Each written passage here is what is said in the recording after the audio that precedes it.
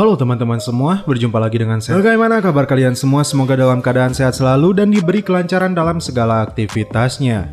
Pada kali ini saya akan membahas lagi sebuah alur cerita film yang dimana film ini berjudul Vinaya Vidya Rama.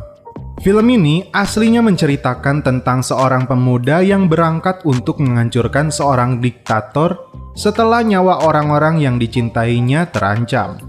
Dan dalam perjalanan, di kisahnya terdapat satu kata yang menjadi tolak ukur tentang pertemanan, yaitu solidaritas. Seperti biasa, sebelum masuk ke ceritanya, jangan lupa siapkan kopi dan woodbright untuk menemani kalian dalam menonton alur cerita film ini. Dan tak usah berlama-lama lagi, langsung saja kita masuk intro. Cerita diawali dari diperlihatkannya 4 orang bocah yatim piatu yang sedang berjuang bertahan hidup dengan memunguti barang-barang bekas. Makan dan minum sisa pun mereka ambil untuk sekedar mengganjal perut mereka yang kelaparan. Barang bekas tersebut mereka jual untuk sedikit mendapatkan uang. Mereka berempat di malam hari tidur dari satu tempat ke tempat lainnya, dari satu stasiun ke stasiun lainnya. Kesedihan bagi mereka semakin terasa karena mereka selalu diusir oleh polisi atau preman di sana. Hingga di suatu malam, mereka tidak sengaja melihat beberapa penjahat yang sedang menculik para bocah. Karena ketahuan oleh penjahat itu, mereka langsung berlari kabur. Mereka ketakutan diburu kembali oleh para penjahat itu. Di keesokan harinya, mereka berempat memutuskan untuk bunuh diri dengan duduk di rel kereta api.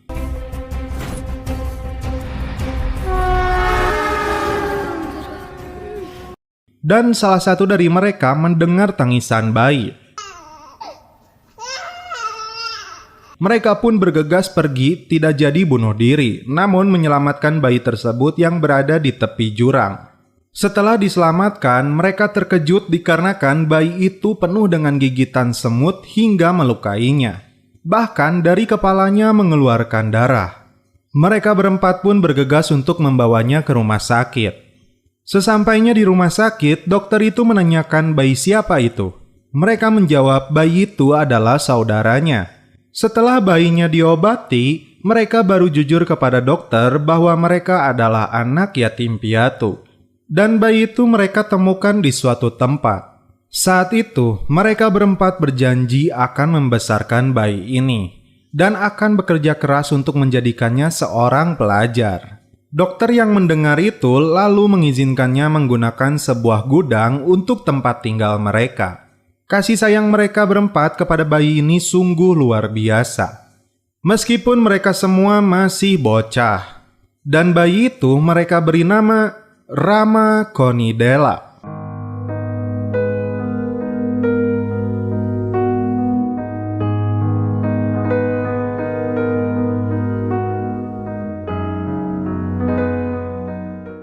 Singkat cerita, Rama sekarang sudah berusia sekitar 6 tahun dan baru saja masuk sekolah SD. Suatu ketika, 4 saudaranya disekap oleh seorang penjahat. Lalu datanglah Rama melihat 4 kakaknya akan dibunuh oleh penjahat itu. Meskipun masih bocah, tampak keberanian dari raut wajahnya. Dan inilah yang dilakukan oleh Rama. Nyelek anjing. Kembali ke dokter yang sudah menjadi ayah angkat mereka, mengetahui aksi yang dilakukan oleh Rama, lalu mendatanginya. Rama yang sedang memegang pisau milik penjahat itu, dia berkata kepada dokter, "Mulai hari ini, 4 kakaknya akan belajar dan aku akan bekerja." Dia mengucapkannya berulang kali. Dokter yang sekaligus menjadi ayah angkat mereka, memasukkan ke-4 kakaknya untuk sekolah juga. Singkat cerita, 4 kakaknya sudah menikah dan berkeluarga. Dan lain halnya dengan Rama.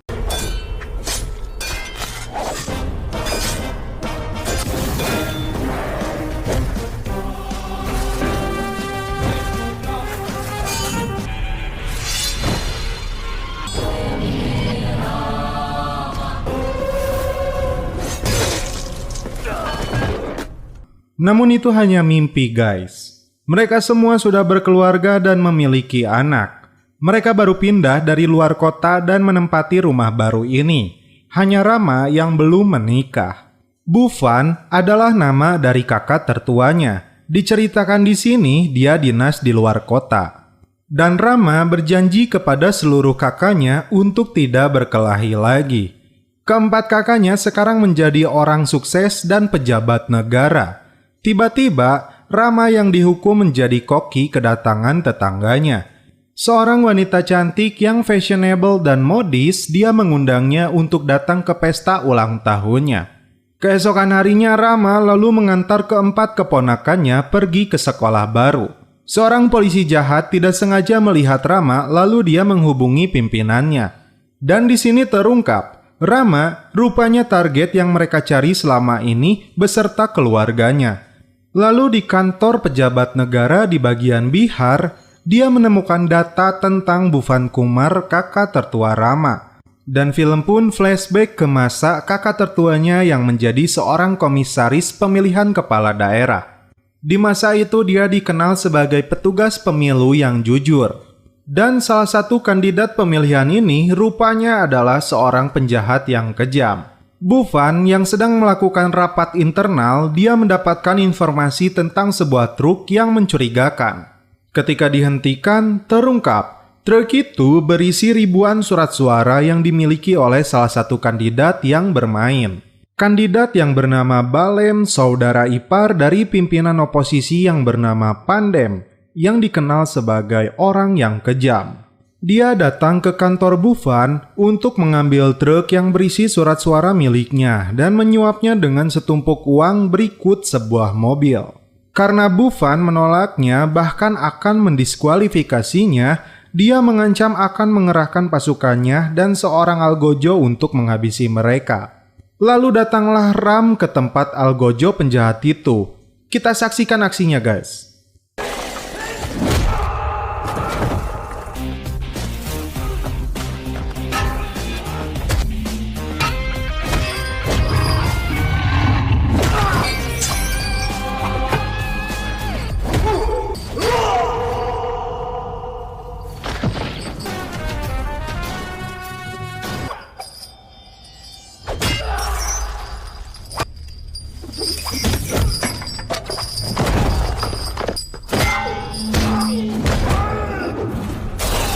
Setelah itu dia lalu datang ke kantor kakaknya dan menghajar si Balem.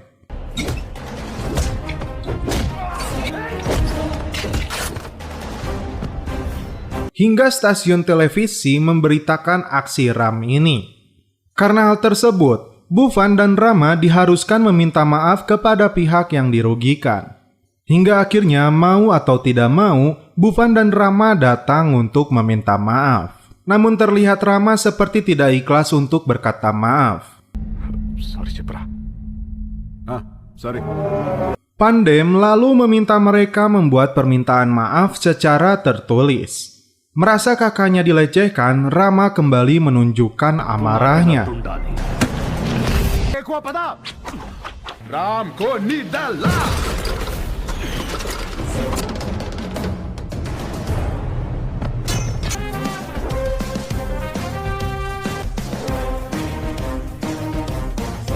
Di suatu hari, Rama dijodohkan dengan seorang gadis cantik.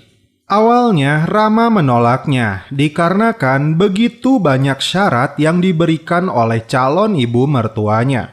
Bahkan, kejamnya calon ibu mertuanya, dia membuat Rama hampir membatalkannya. Namun karena kata-kata bijak dari kakak iparnya serta keganasan wanita cantik itu membuat Rama harus terpaksa mengiyakannya. Setelah itu, Bufan lalu dipanggil langsung oleh presiden untuk menuju negara bagian Bihar dan menyelenggarakan pemilu di sana. Akhirnya Bufan berangkat ke Bihar dan pamit kepada seluruh keluarganya. Ini adalah pertemuan terakhir dirinya dengan istrinya. Cerita kembali ke masa ini. Pejabat Bihar meminta anak buahnya mencari keberadaan keluarganya. Rama kedatangan calon istri dan mertuanya. Kisah pertemuan lucu calon ayah mertuanya pun terungkap di sini.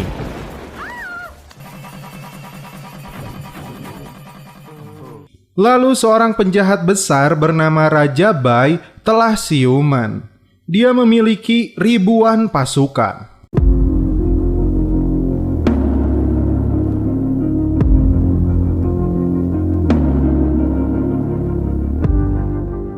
Suatu hari, Pandem bekerja sama dengan polisi yang jahat. Polisi tersebut datang ke rumah Rama dan menculik seluruh keluarganya, lalu dibawa ke sebuah perbukitan untuk dieksekusi di sana. Rama yang mengetahui itu lalu mengejarnya. Keponakannya bahkan hampir tewas ditembak oleh si kumis baplang itu. Rama pun berusaha untuk minta maaf kepadanya, namun mereka malah akan mengeksekusi keluarganya. Kesabaran Rama sudah habis. Kita lihat aksinya, guys.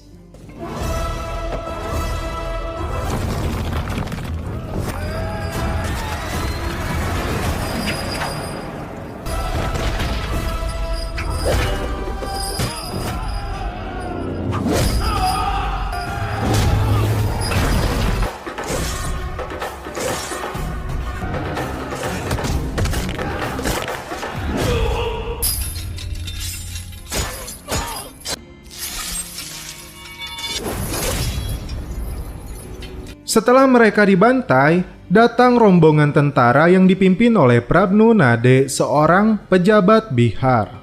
Dia menjelaskan sepak terjang Raja Bai dan kekejamannya. Cerita flashback kembali.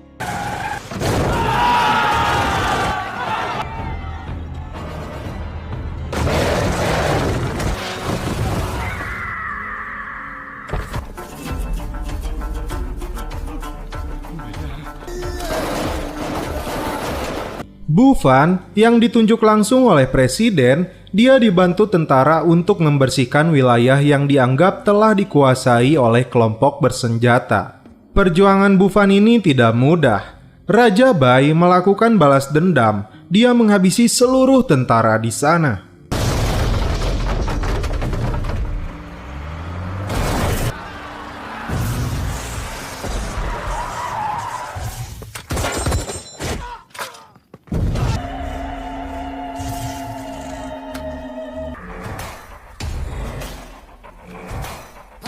Setelah tentara itu dihabisi, dia mendatangi Bufan dan para polisi jujur lainnya. Mereka semua dihabisi oleh Raja Bai.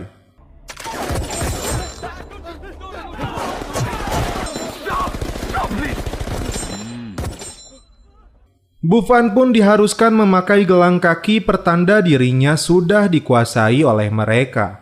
Bufan dan yang lainnya lalu dibawa ke markas mereka di sebuah pegunungan. Bufan yang harus berjuang menegakkan demokrasi tidak ingin kematiannya sia-sia.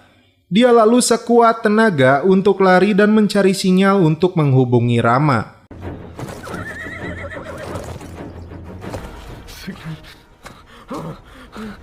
Rama yang saat itu hampir saja menaiki pesawat, dia mengangkat telepon dari kakaknya.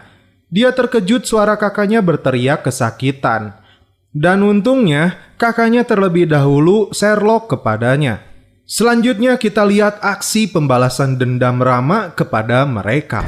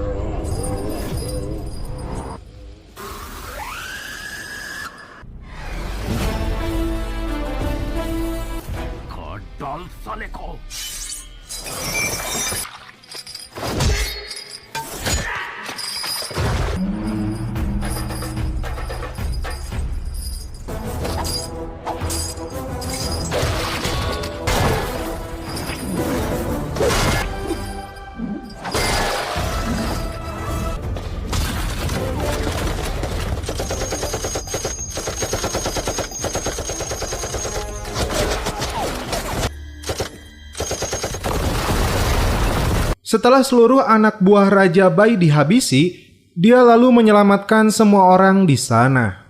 Namun naas, kakaknya terbunuh oleh Raja Bai.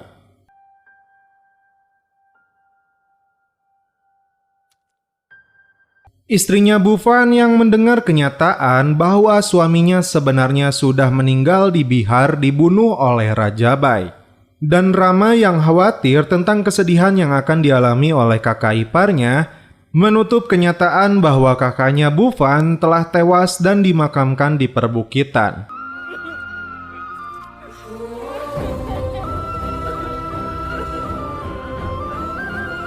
Mereka lalu menuju makam Bufan. Di sini tekad untuk menghabisi Raja Bai kembali dikobarkan. Raja Bai yang kembali terlihat luka di wajahnya akibat aksi Rama, dia kembali dengan pasukannya untuk menguasai wilayah Bihar ini.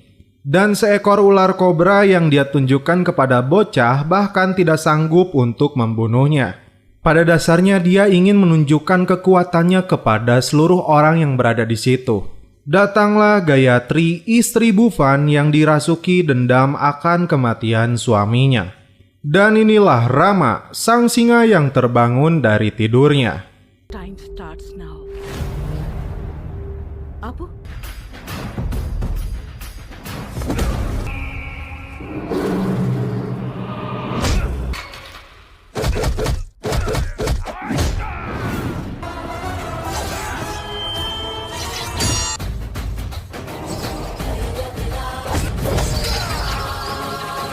Akhirnya Raja Bai pun tewas. Dia terpenggal kepalanya oleh pedangnya sendiri yang tertancap di pohon.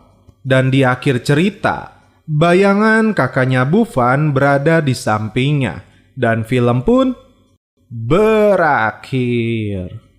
Oke guys, bagaimana menurut kalian alur cerita film dari Vinaya Vidya Rama ini? Wah, memang sih ini gila ceritanya. Solidaritas emang ditonjolkan di persaudaraan mereka. Dari mereka bocah, tidak ada yang memperdulikan mereka, tidak ada yang mempertanyakan mereka, hidup bersama, susah bersama selamanya. Mereka hidup tanpa ikatan tetapi siap bertaruh nyawa jika saudara mereka terancam. Mereka juga tidak punya orang tua tetapi mereka masih punya segalanya. Langit dan bumi adalah saudara mereka. Mereka saling menjaga dari kecil sampai mereka dewasa. Karena di dalamnya ada kebersamaan, kehangatan, saling terikat satu sama lainnya, susah sama susah, senang sama senang, hidup sepenanggungan. Seperti kopi yang selalu menunjukkan solidaritasnya kepada saya.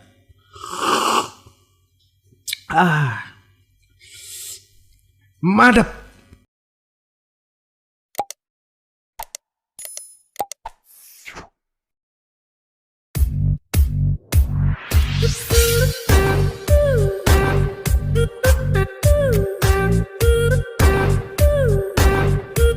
Thank you.